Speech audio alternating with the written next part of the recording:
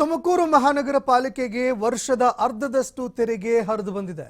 ಶೇಕಡ 5ರಷ್ಟು ರಿಯಾಯಿತಿ ಕೊಟ್ಟಿರುವ ಹಿನ್ನೆಲೆಯಲ್ಲಿ ತೆರಿಗೆ ಕಟ್ಟೋದಕ್ಕೆ ಅಂತ ಜನ ಮುಗಿಬಿದ್ದಿದ್ದಾರೆ. ಇನ್ನು ಯಾವಾಗ ತೆರಿಗೆ ಸಿಗ್ತಾ ಇದೆ, ತೆರಿಗೆ ಸಿಕ್ತು ಆ ಸಂದರ್ಭದಲ್ಲಿ ತೆರಿಗೆಯನ್ನು ಕಟ್ಟೋದಕ್ಕೆ ಅಂತ ಜನ ಮುಗಿಬಿದ್ರು. ಹೀಗಾಗಿ ಒಂದೇ ತಿಂಗಳಲ್ಲಿ ಪಾಲಿಕೆಗೆ ವರ್ಷದ ಅರ್ಧದಷ್ಟು ತೆರಿಗೆ ಹರಿದು ಬಂದಿದೆ. ಇನ್ನು ವಾರ್ಷಿಕವಾಗಿ 58 ಕೋಟಿ ತೆರಿಗೆಯ ಗುರಿಯನ್ನ ಪಾಲಿಕೆ ಹೊಂದಿತ್ತು.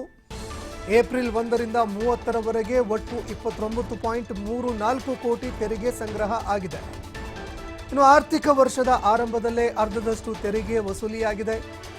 24.81 ಕೋಟಿ ಪ್ರಾಪರ್ಟಿ, 4.14 ಕೋಟಿ ವಾಟರ್, 39.21 ಲಕ್ಷ ಯುಜಿಡಿ ಟ್ಯಾಕ್ಸ್ ವಸೂಲಿಯಾಗಿದೆ. ಏಪ್ರಿಲ್ 30ರ ಒಂದೇ ದಿನ 2.90 ಕೋಟಿ ತೆರಿಗೆ ಪಾವತಿ ಮಾಡಿದ್ದಾರೆ ಸಾರ್ವಜನಿಕರು. ಇನ್ನು ಶೇಕಡ 5ರಷ್ಟು ತೆರಿಗೆ ರಿಯಾಯಿತಿ ಸೌಲಭ್ಯಕ್ಕೆ ಸಾರ್ವಜನಿಕರು ಭರ್ಜರಿಯಾಗಿ ರೆಸ್ಪಾನ್ಸ್ ಕೊಟ್ಟಿದ್ದಾರೆ. ನಾ ಮುಂದು ತಾ ಮುಂದು ಅಂತ ಈ ಸಬ್ಸಿಡಿಯನ್ನು ಪಡೆದುಕೊಂಡು, ರಿಯಾಯಿತಿಯನ್ನು ಪಡೆದುಕೊಂಡು ಇದೀಗ ಜನ ತಮ್ಮ ತೆರಿಗೆಯನ್ನು ಕಟ್ಟಿದ್ದಾರೆ.